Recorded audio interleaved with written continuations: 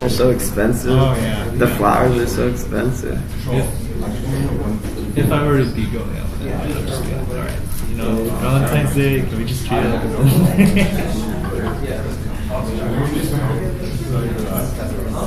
I think it was for half an hour.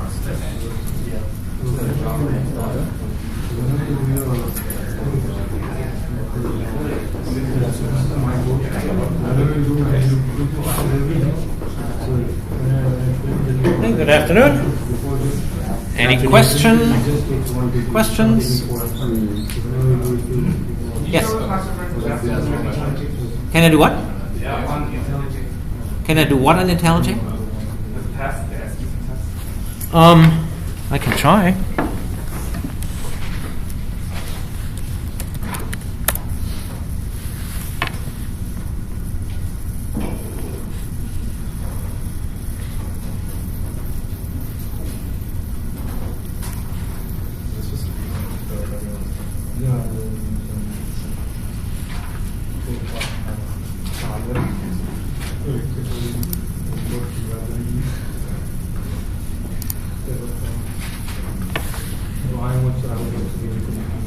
How the heck to open a project? Oh.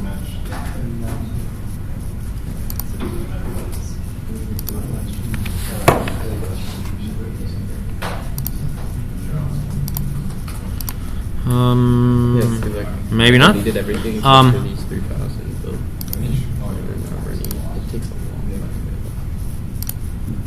Why does it take a long time? What the heck does it do?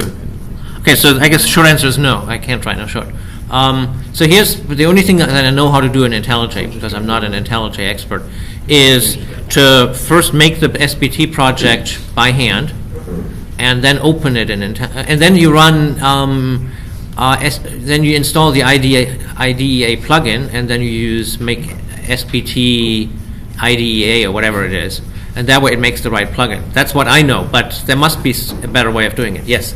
So, which plugin exactly are you referring to? The Scala for SBT. So, like when SBT plugins? so when you do it with Eclipse, you have to set in. I'll show you those instructions so that it's not so abstract.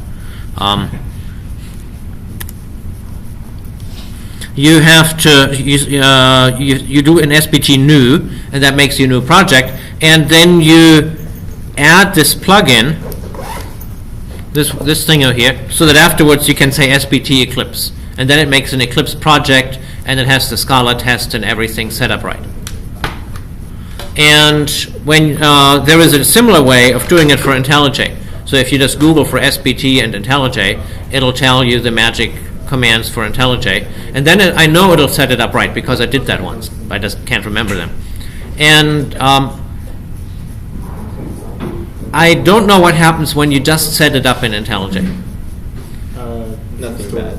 Does it set up the testing as well? Because someone complained that it. Okay. If you did it correctly.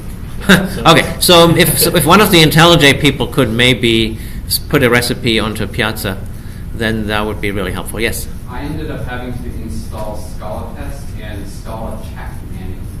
Okay. So like I said, if someone could walk us through those steps with IntelliJ, that would be great. I mean, the trouble is, of course, with every IDE that you forget what it is that you installed some time ago, and that's one reason that when I publish these recipes, I like to give the command line recipes, because that way it's reproducible. It's a little known fact that the number of potential configurations in IntelliJ exceeds the particles in the universe. Yeah. And so there's no two IntelliJs that are exactly the same, right? Everyone has configured it differently, and if you didn't just have a fresh download, I mean, the Lord knows what was in there. And even if it's a fresh download and it picked up something from a previous one. So it is a little challenging to do this. So that's, again, the safe and easy way is with the command line. And there was someone who had trouble running SBT on a command line because they ran out of space in the virtual machine. And I can see that happens, right? The VM settings use very little memory, so you should just up the RAM, because, I mean, in all likelihood, you now have 8 or 16 gig of RAM on your laptop, and you can easily give 2 or 3 gig to the VM, and Windows will still kind of limp along. And so you should do that, because the default setting is like 512 meg or a gig, and that's not enough to run both the IDE and SBT. So do that. There was someone who had trouble running SBT on Windows, and I can do nothing but share their pain, unfortunately. I really don't know. It's not that bad. It works. No, it should work, right? I mean, plenty of people do that. I just don't really know. All right. Other questions? Yeah. Regarding one of the homeworks, the one where you do the root finder, Yeah. did we figure out that there was a precision issue? I don't think there should be a precision issue. It's floats, right? Doubles. I mean, they're standardized by IEEE, whatever, 754. I ran into issues where the precision was off on the very last one just a little bit. Okay. What you could do is email me your program, Okay. and if there's something that I think that the world in general should know, I'll put a thing on Piazza. But just to confirm, the proper output for that is what you had less than X. Yeah, didn't I fix it? There was a post on Piazza that correctly said that I had done it wrong, and then I said in Piazza that I did it wrong, and I think I fixed the write-up. I try to fix up the write-up when that happens. Maybe let me double check that. Yeah. Yeah, it is. Okay. And so, but maybe that was your precision issue, so have a look into that. But if for whatever reason there is an issue like that and you don't want to give the answer away by posting what you think is the correct solution, you can send it to me privately.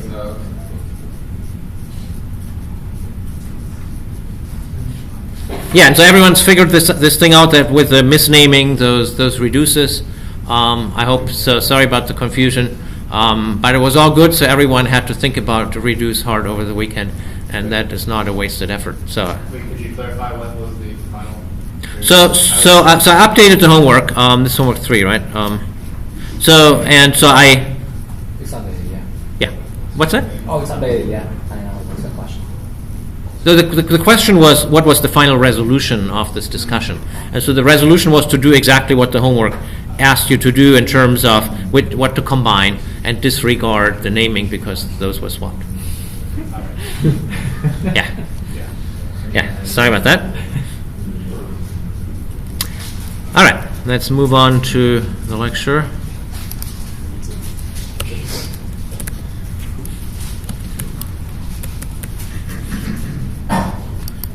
Lecture 5. Nope.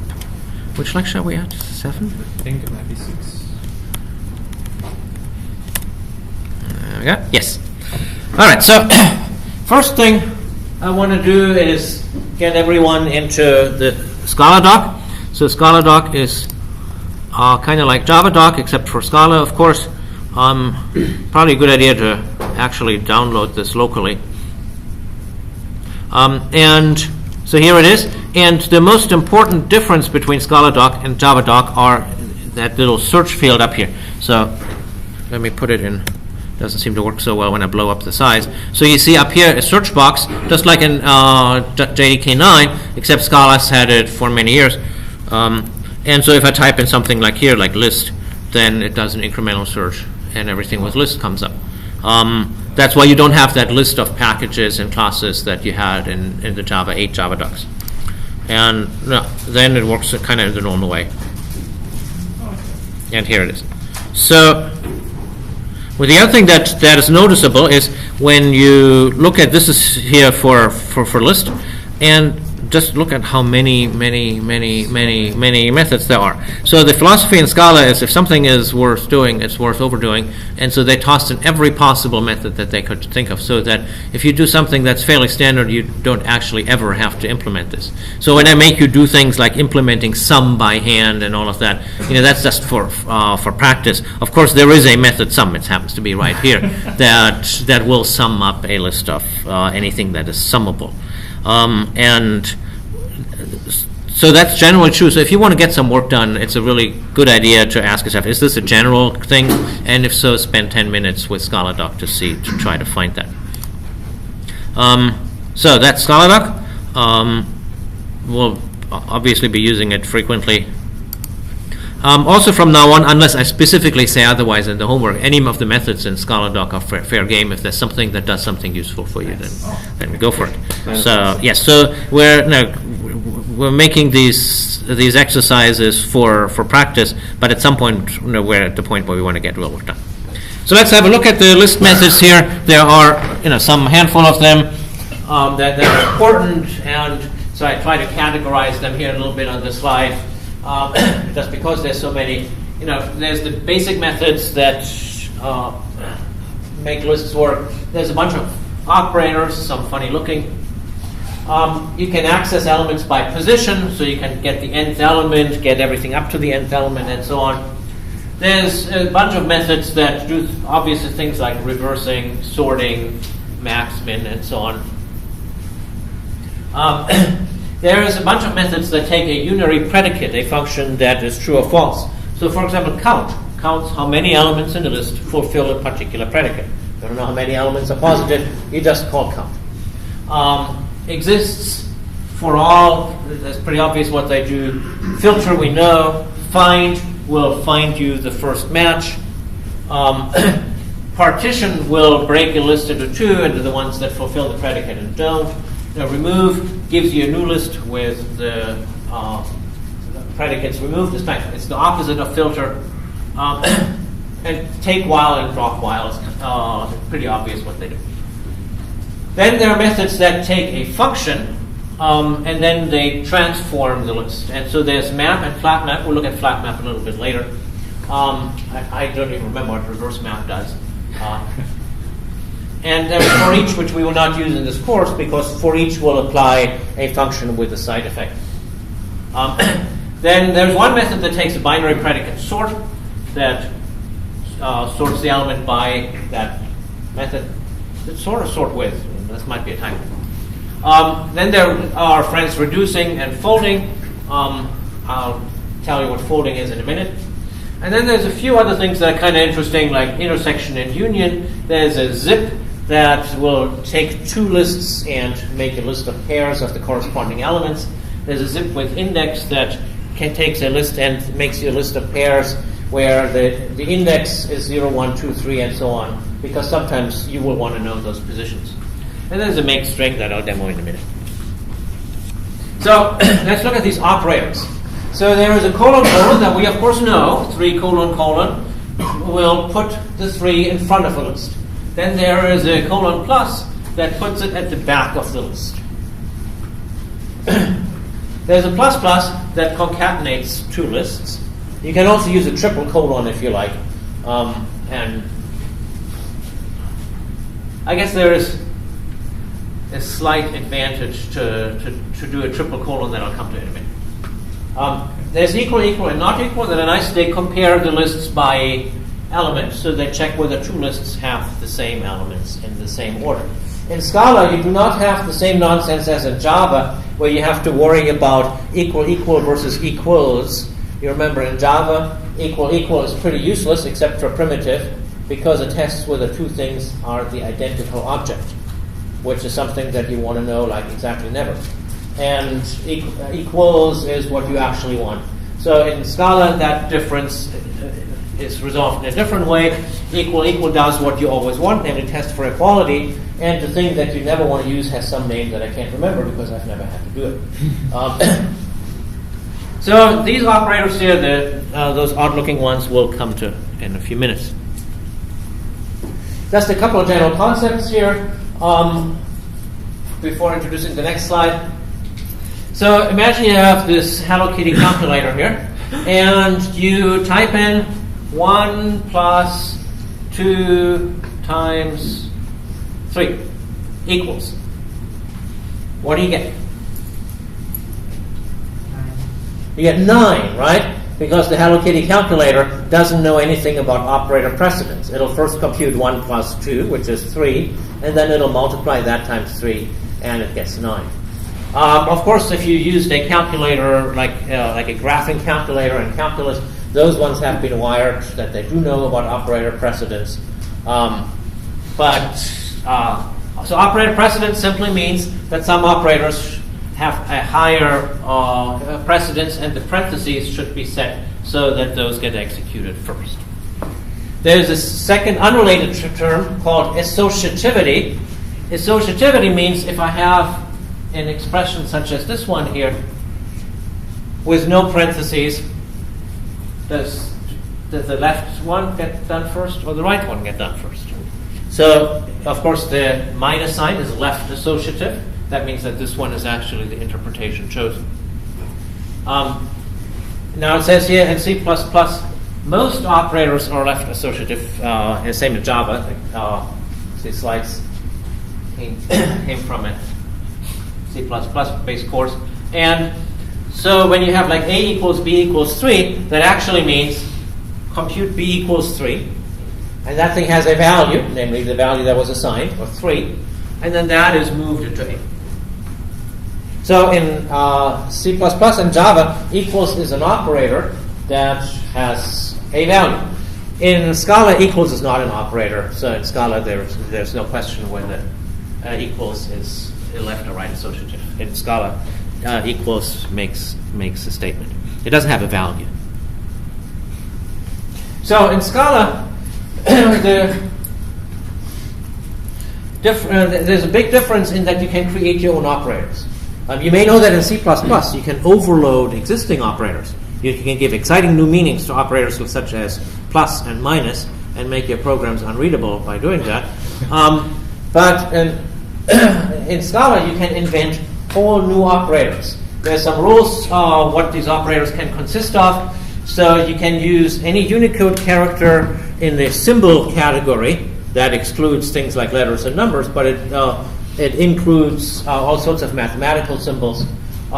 Most people don't really do that, which is kind of a shame, because there are all sorts of good-looking operators elsewhere in Unicode. The trouble is that most people don't know how to type them. There is, on a Linux machine, it's very easy to set up a map to type arbitrary characters, but I guess on other operating systems it's not quite so.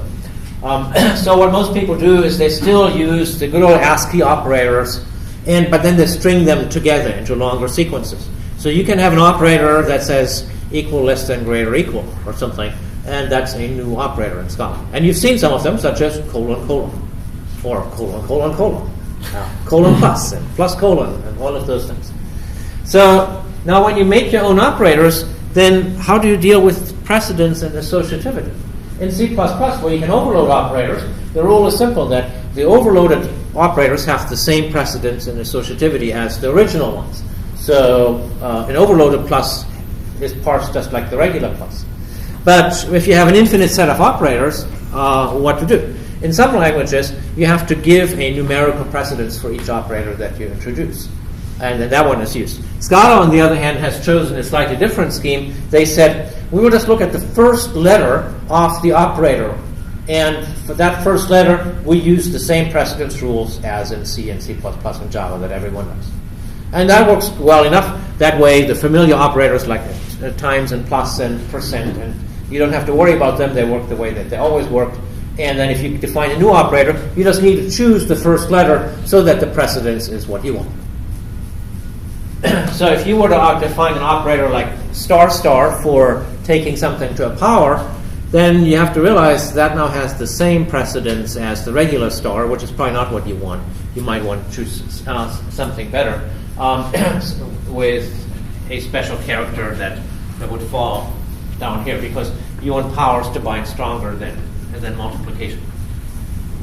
Now, with associativity, we do have the need for some right associative operators in Scala, such as cons, colon, colon. It works better when it's right associative. And so they chose the simple rule that if it ends in a colon, it's right associative. It's kind of a weird rule, but it works, because colon, colon was the one operator they cared about from other languages where that's used. So anytime that you see an operator that ends in a colon, the reason is probably that they wanted to make it right associative. All right. Now, You can access lists by position, just like array lists. You can get the kth element. Of course, for the linked lists that we have in Scala, that's not super efficient. You wouldn't like go through a list by looking at the first, second, third, and so on position, but you can. Just the way that you do it is a little bit different. The indexes are zero-based, like they are in any number of other languages, but you don't use the brackets to access the kth element. Instead, you use the same round parentheses that you use for function calls. So here I have a list with two elements, and I say round parentheses 1, and that gets me the second element. Now, why round parentheses? The position that Scala takes is that a list is in many ways like a function from integers to the elements. It maps 0 to the initial element, 1 to the second element, and so on. And then you might as well use the same notation as for a function.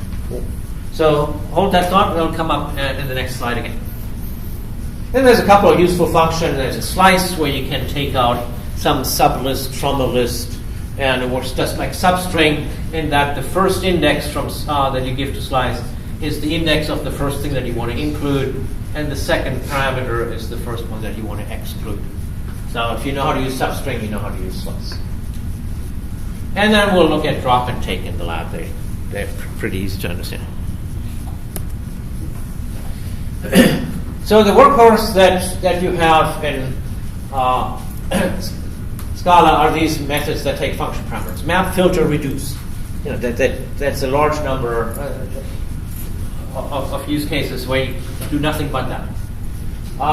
We'll explore a couple of others in the lab just to see what else they offer.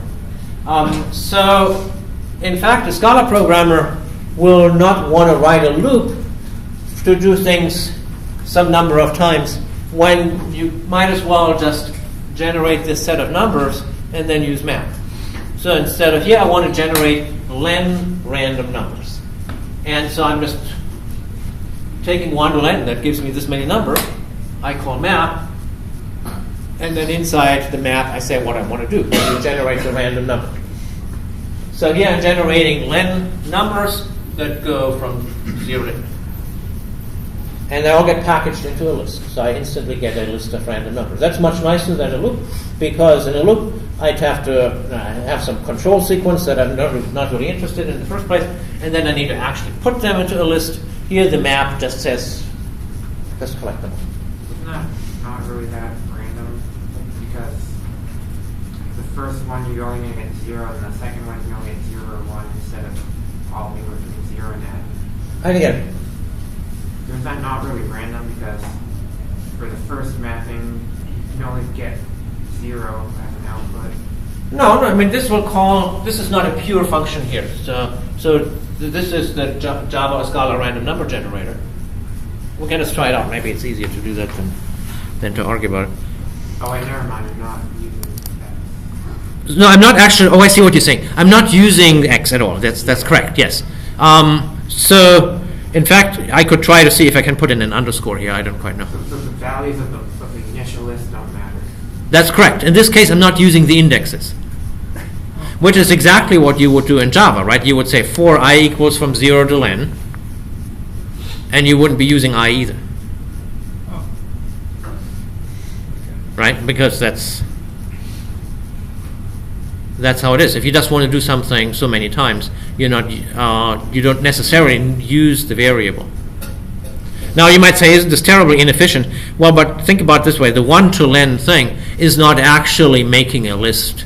That's a data structure that knows that it goes from 1. It just has 2 elements in it. Yeah? What is the purpose of n? Of what? Of n, the parameter n? Oh, that was just to limit the random numbers to go from 0 to n. Yeah. Now, maybe I should have called this thing n and this thing v or something. Yeah, that might have been better. Yeah, I hear you. Now, there are a few functions that return something that's new and interesting called a pair. When you call partition and then you give it a predicate, and it now gives you 2 lists.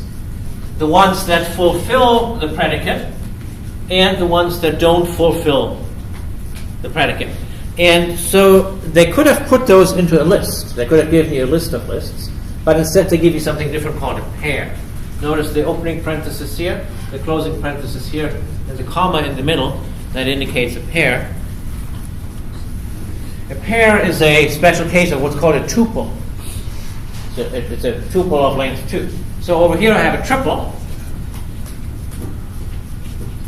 Notice again the parentheses and the commas here.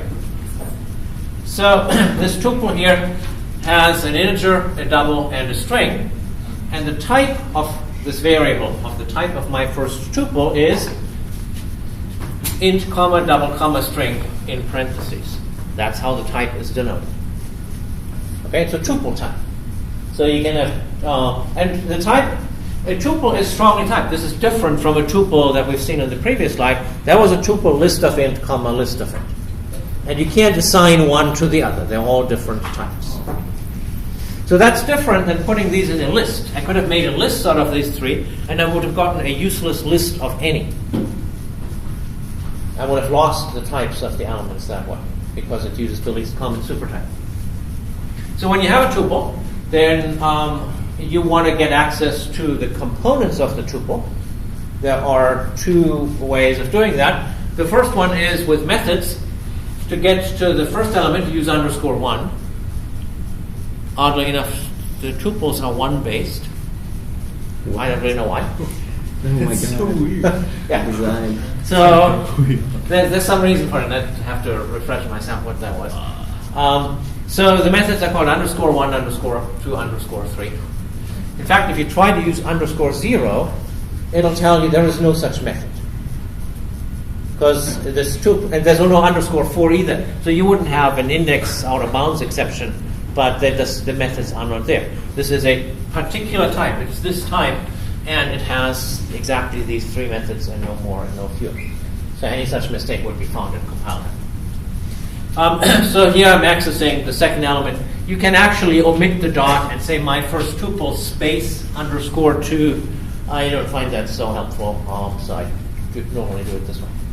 The more elegant way of getting at the elements of a tuple is with what's called destructuring. You write val. I'll come to the left-hand side in a minute. You write equal, and you write the thing that's the tuple, either a variable or maybe a function that returns it. And then you put parentheses and commas, and then you put the variable names of the variables that you want to define. If you don't care about one particular part of the tuple, you just set that thing to _. So here I'm getting the first and second element of the tuple, and I'm not getting the third element. So this is exactly the same thing as saying val first is my first tuple _1, val second is my first tuple _2, but it's more concise. Oh, okay. So that's, if you can do this, that's kind of the preferred way. Sometimes it works, sometimes it doesn't. Maps. So Peter van der Linden famously said, if I were stranded on a desert island and could only take one data structure with me, it would be the hash table. Well, of course it would be, right? If you could only take one data structure with you onto a desert island, what would you take? I mean, a hash table is better than a list, because a list is a special case of a table where the keys are 0, 1, 2, 3, 4, 5, and so on. Right? So a hash table is what is the go-to data structure for all sorts of things. So how do we do this in Scala? It's very simple. You can make a map by listing the keys and values. And notice the nifty arrow operator. So Alice is mapped to 10, Bob's mapped to 3, and Cindy is mapped to 8. That arrow, that minus greater, is an operator. It's one of the many, many operators that you can define. You know it's left associative because it doesn't end in a colon. And you know its precedence from that it starts with a minus. So that means if you were to say Alice gets mapped to 3 times 4, it would all work out because the star has a higher precedence than the minus. Now, what the arrow simply gives you is it takes these to the left and the right and turns them into a pair. That's all arrow does. It's a prettier way of writing a pair. So what a map actually is, it's a collection of pairs.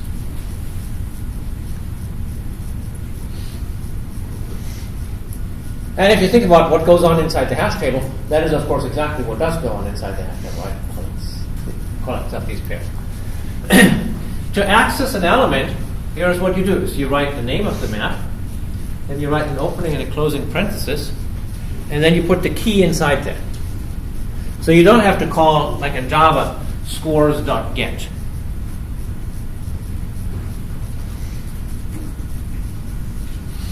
So it looks like a function call. And that is exactly what it's supposed to look like.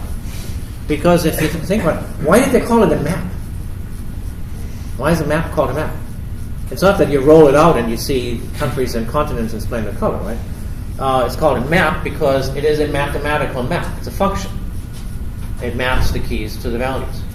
That's where the name originally came from. And so here we're just using the same old function notation, so it actually does make a lot of sense. And interestingly enough, whenever you have a place in Scala that accepts what's called a partial function, a function that may not be defined everywhere, you could simply pass a map, and it would use it as the partial function. So there's no difference in Scala between maps and partial functions. It's just a function that is defined for some of its arguments and maybe not defined for some others. So if you are in the situation where you don't know whether the key has a corresponding value, there are various approaches of dealing with that. I'll give you the simplest one here. If we need another one, we'll get to that later. In this case, you wouldn't need a calling method after all. This would be now get or else. And you give the key that you don't know whether it's present, and you say if it's not present, then give me that value back. And that suffices for most uses. There is a way of testing whether a value is present, but I don't think we'll need it for a few more lectures. Now, to update a map, these maps are immutable. So there's no way of sticking a new key value pair into a map. Instead, you have to take the existing map, add new associations, and then you get a new map with those new associations present. Just like what we've seen with lists, right? If you needed to augment a list, you get a bigger list. And we've been able to program like that for a couple of weeks without too much trouble. And the same thing is true with maps. So these immutable maps work the same way. You can also take things out. You can say, I want to drop this association. Now, is it inefficient? I mean, A, we don't really care right now. But B, they try to make it as efficient as possible so that the new map and the old map share a certain amount of structure. Like you can certainly share, if you make the map bigger, you can share some of the linked lists that are part in the older hash table. If you take something out, it's a little trickier. And so I'm imagining what they do is they kind of hoping that you're not taking too much out, and then they might have a list of exceptions that says I'm exactly the same thing as other map, but if one of these keys is present, then there's no dice. But eventually, probably if you take too many things out, they might restructure the thing. I mean, they can mutate under the hood. It's just we can't. So, but we don't really have to worry about it. We're not going to run into any limitations with these maps. They are gloriously immutable. Yes. Can we conduct vector maps? Yeah, there must be some way. Just curious. Yeah, and then the question is what happens with common keys. I'd have to look at it. Just curious. Yeah.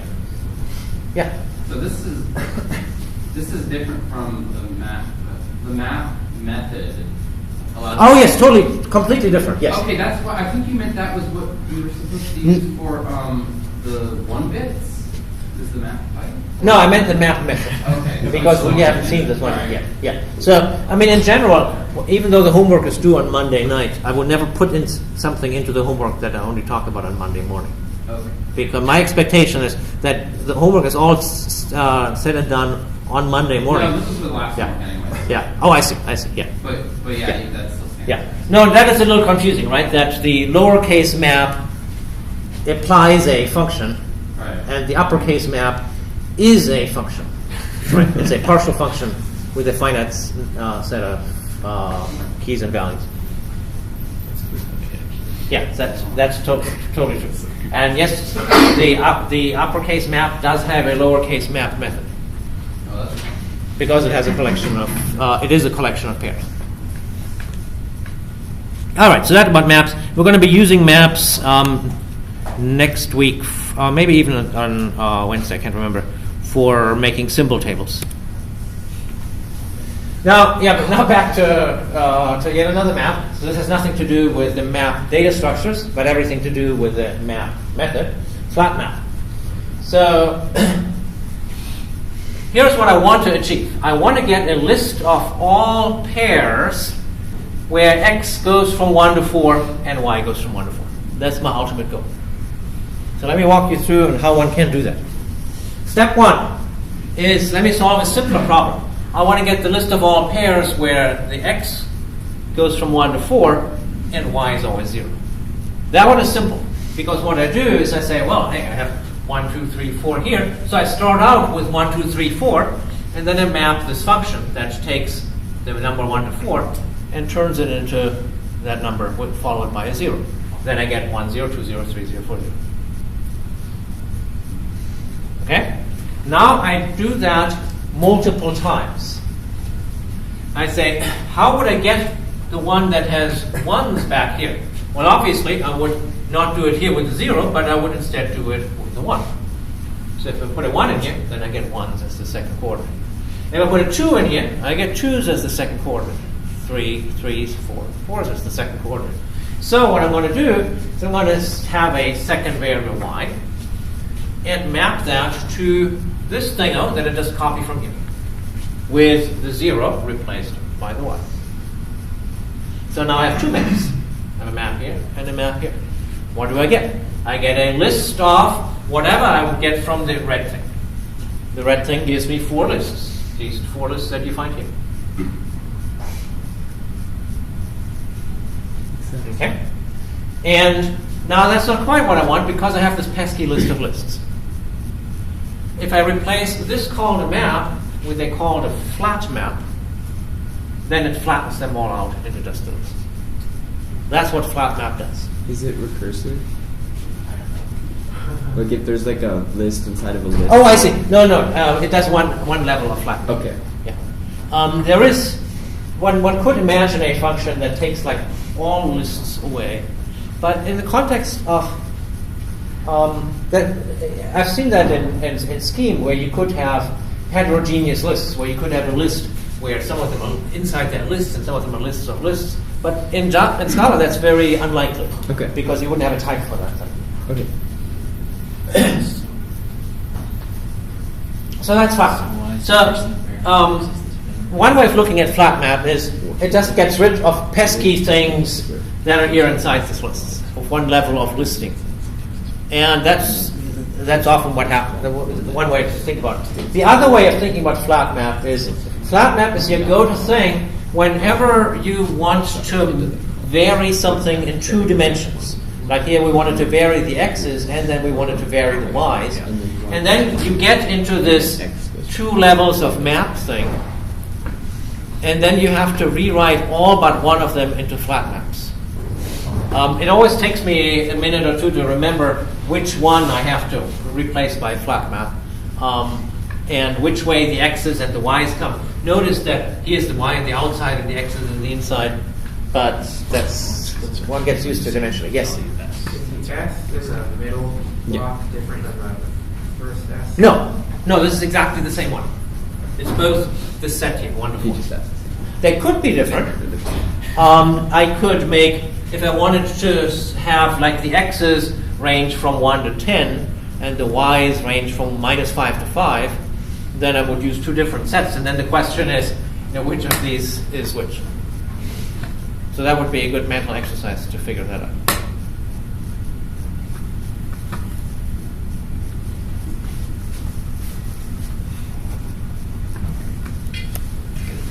Last thing, folding. So let's say I want to compute a sum. I know there's a function to compute the sum, but let's say I want to do it by hand and not with recursion. Then in Scala I would use the fold operator. So generally you try not to use reduce, because reduce has this nasty thing that you need to have at least 2 things so that the operator can be applied on, and that it's much more elegant to use this thing called fold, which is exactly the same thing as reduce with default in the homework, or the other reduce with default in the homework. Exactly. And one beneficial effect of that confusion is, well, I'll come to that in a minute. All right. So here's fold. You say, I want to have some starter or neutral element, and so for adding, that's of course 0. Then I need to figure out, do I group the operations to the left or to the right? In this case, I might as well do it from the left with plus. And so this is the thing that I want to compute. And then you can draw your little picture. You know, you add 0 and A, to that you add B, to that you add C. You notice that this tree here slants to the left, and therefore we use fold left. There's a shortcut for fold left, and that's the cute-looking /:. Colon presumably because it's right associative, although I'm not sure how useful that here is. The slash is the important part. And, it is useful, potentially. I'll tell you why in a minute. So, we use that thing, and here's how we use it. We write the /:. We write the neutral element to the left, and that is exactly the position where you would kind of logically find it in the picture. And then you write the list thing on which it operates to the right, and that is, of course, where the list is in the picture. And then you apply the function here, whatever function that may be. Okay? So, now why did they choose to call it /:? Because it's a method of the list class. We put the list class to the right for decorative reasons, because here the list is to the right of the 0. And then we need to choose an operator that is right associative, because the right associative operators are written to the left of the thing that they operate on. Think of colon. You have 1, 2, some list. And the list is the one on which you operate by first putting on the 2 and then the 1. And so it's that's how it always works, that when you have an operator that ends with a colon, that colon is next to the object on which it operates. So here is how you can, so you can often avoid recursion by choosing a clever way of folding. So if you think of that you have a list of inputs, and each of the inputs is used in a step of a loop, that your loop goes through the list and it combines the list elements in some way. Then a fold is usually a way of implementing the same thing. What you do is that you have some beginning state, and that beginning state is your leftmost element. And then in each iteration, you add on another thing. And then you keep on going in this way. Notice also that the things that you combine with the fold don't have to be of the same type. It is possible for this thing to be something entirely different as the thing to the right, as long as the result is again of the same type as of the left. And so we'll be taking advantage of that later when we will write things that you would normally write as a loop by using fold. So fold is a great way of avoiding recursions, and that's a good thing. Yeah? So the fold operator, does that return a function that takes a function? And Okay, so it's a good point. So why are we were currying here, right? And, Yeah. I forgot to say that. So this thing here is a curried operator. So this thing returns something that eats the function. Why the currying? So you could, it would know type, so you could Yes, send that's it. exactly right. So the currying happens only for reasons of type inference. That at this point here, now the type inferencer knows that the fold is operating on a list of int. And then we don't have to say that this thing is an int function. If they had defined it without that, then, and they could have, then this particular thing wouldn't have worked. It also, I must say, it would have looked really ugly, because then you would have had to cram this function somewhere in here. Now you would have then to operate on a tuple or something. So this is an elegant way of saying, you know, I want to consume these things, and then I want to consume more stuff. Now the truth is, every time that I have to use fold, I don't think these things through from first principle. I just copy and paste some fold that I had written before, and it's easy enough to see what the basic pattern is. Right? You have that funky looking thing on the left. You have your whatever you drew here. I always draw the picture, otherwise I can't do it. And then you have the list, and then you have the combining operation.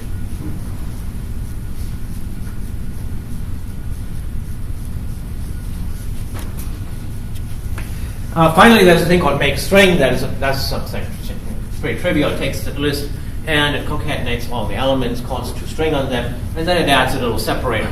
So you can choose the separator here. Use a vertical bar. You know, what if I want to have some decoration on the front and the end? Then I can choose those as well.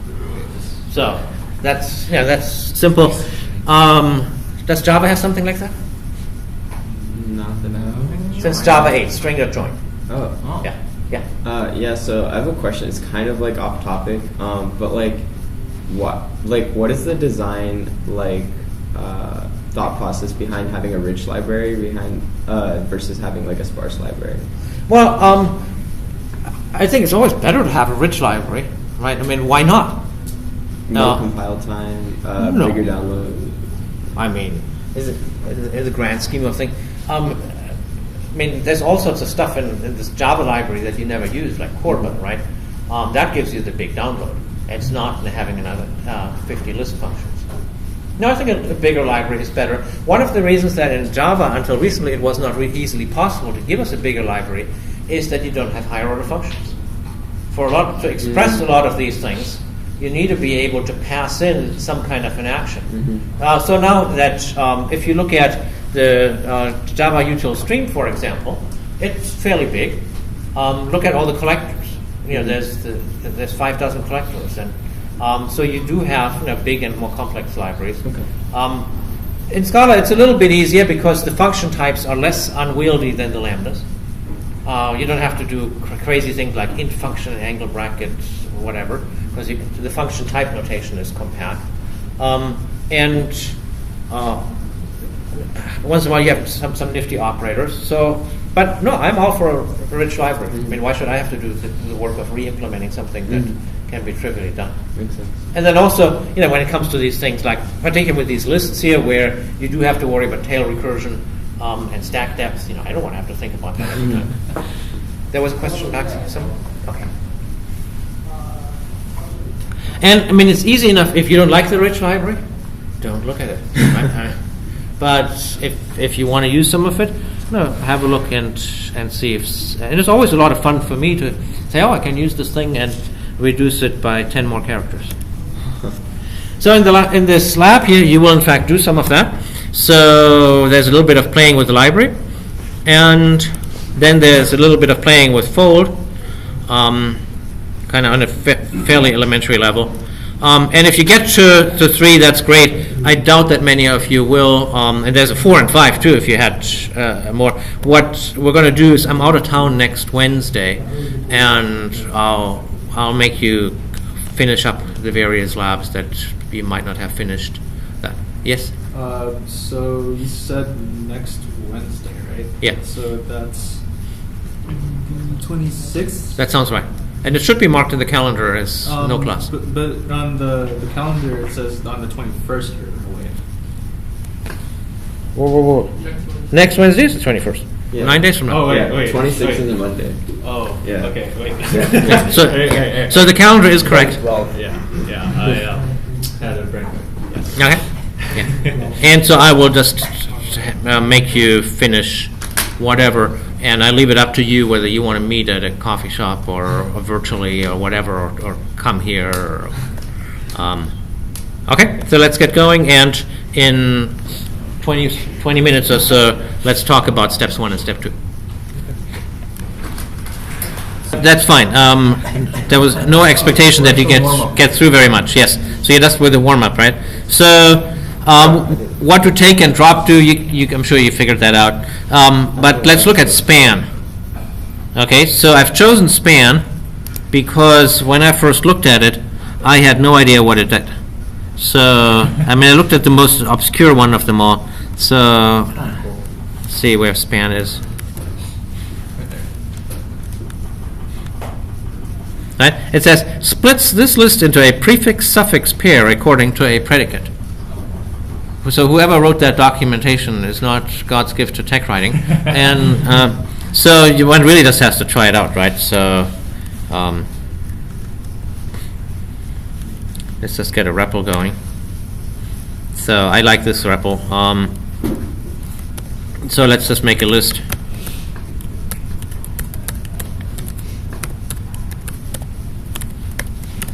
And then we'll just have to try it out. res0.span, it takes a predicate, right? Less than 5. Okay, less than 5. Okay, so then it takes 3.141, and then it takes all of these here into a second list, even though the 2 is not less than 5, right? Oh. So that's weird. And so let's do like mod 2 is 0. Then I get an empty list, and then this one, let's see if it's equal to 1. Huh. Then I get a list 3, 1. So what's the pattern? As soon as it returns true, all of the numbers go into the right list. That's correct, right? So it flips its behavior as soon as the predicate is true. Then it doesn't look at the other ones anymore. I don't know whether this is useful for anything, but I don't know. I mean, it actually, watch this. Works on strings. Yeah, sure. A string is a sequence of characters. Wait, really? In Scala? Yeah. It's like a list. Yeah. What else would it be? That's true. Okay, so Why? Wait. oh, because I have to put quotes. So as soon as you run into the first. That didn't work either. Satisfied. Okay. You split things. Okay, I give up. Oh, I did that. Wait, that makes sense. Right? Shouldn't this have worked? Okay. Pretty basic. It returned. Oh, not equal. Yes. Here we go. So, okay, now I got something useful to work. So if I have the sequence full vertical bar, and now I call the span thing and say, while it's not equal to a vertical bar, then it puts it into the first thing, and otherwise it puts it into the second thing. So maybe it has some use somewhere. So anyway, that's what it does. Yeah. Yeah, so having a string, a sequence of characters is obviously useful in unifying. Now, why wouldn't a string be a sequence of characters? It's really only in, like in Python, it's a sequence of characters. What it really should be is, of course, a sequence of Unicode code units. So you don't have that nonsense with that some code units need a pair of characters for encoding. But we're digressing here. All right. So that's span. Now I wanted to say a couple of things about fold. So here we want to use fold to concatenate all of these elements in the list. So let's make the list. If we don't want the thing prefixed, should we use reduce instead? In general, we try reduce is of limited utility because it always assumes that the thing that you put in has at least one element in it. And so it's usually better to try to use fold. Because I don't want this to work just for this list with the 3 elements. I want it to work for an arbitrary list. And with fold, we get a better chance for doing that. So, and I'll do it in a couple of ways. So first of all, my neutral element is probably the empty string, right? So, and then the list. And now I need to combine 2 elements. So let's just try to concatenate them. And that doesn't work at all, so I use a space. And so now I get them spaced out, except for that nasty space here in the beginning, right? So one easy way of doing that is, of course, to do this.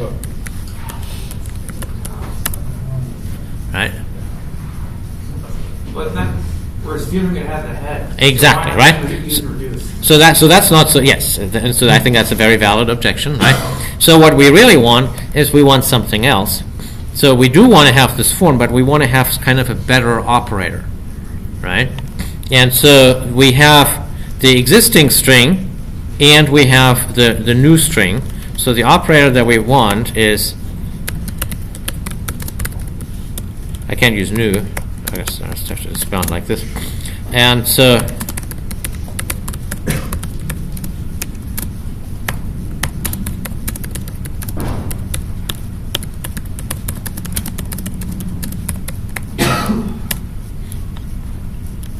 okay, now I just have my, now I wish this REPL had parentheses matching. Here we go. That's annoying. Okay. Well, it will have parentheses matching when I run it inside Emacs. All right, so here you can see how you can do that. You say, you just have to make the computation so that it does what you would normally have put inside the loop. Right? Yeah? Wait, so because the list was has an odd number of elements, it started with that empty. No, it's nothing to do with, it's just, so if I make, I'll just put a different list in here.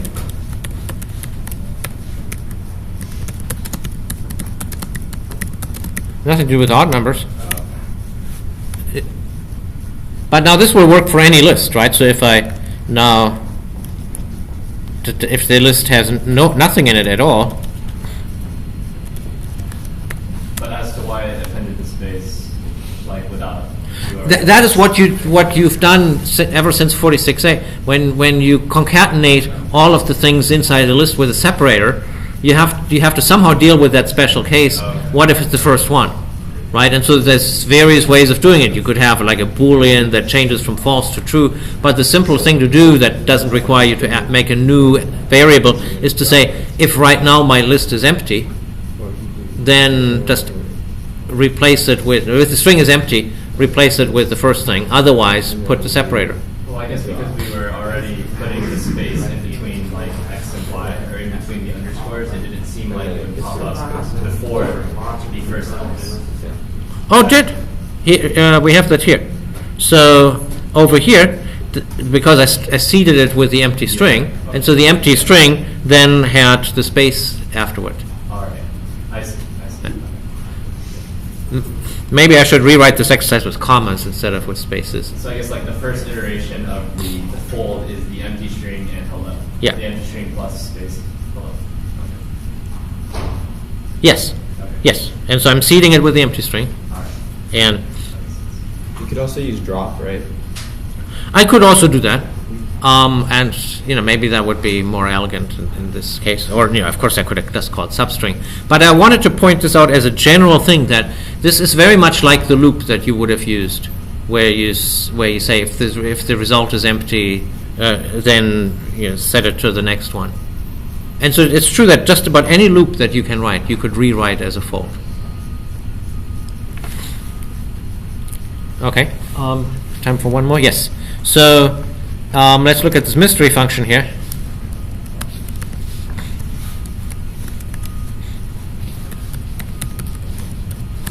So it takes a list.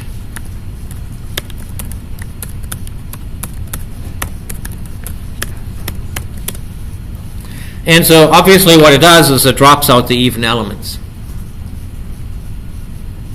Right, so only the odd elements remain. And now look at this fold here. So I'm starting out with an empty list. That's my seed. And at each step, I have, what's the type of X?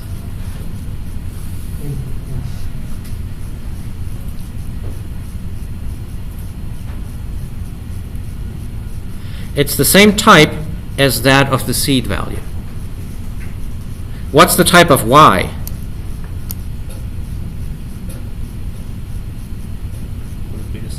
No, it's the type of the list elements. So it's important to realize that in a fold, the seed value does not have to have the same type as that of the list elements. It can be anything at all. And in each step, you take the previous seed value, the previous value, you add the new element, and out of it comes another thing that has the same type as the seed. So in this case here, I'm taking a list and I'm adding an int to it. If the int is even, then I return the original list, and if the int is odd, then I add it to it, then I append it to it. Returning a longer list. Each time I return a list. And so the way to see that is if you come back to this picture here. So in this picture here, this thing is some type. It doesn't have to be the same type as these ones here. But when you combine these two, you're going to get this type again, and again, and again. So really, this is like a partial result, and then you augment it by adding a new list element to it. What that augmentation is completely up to us. And we'll see plenty of examples of that. Okay, that's what I wanted to cover. So I will see you on Wednesday.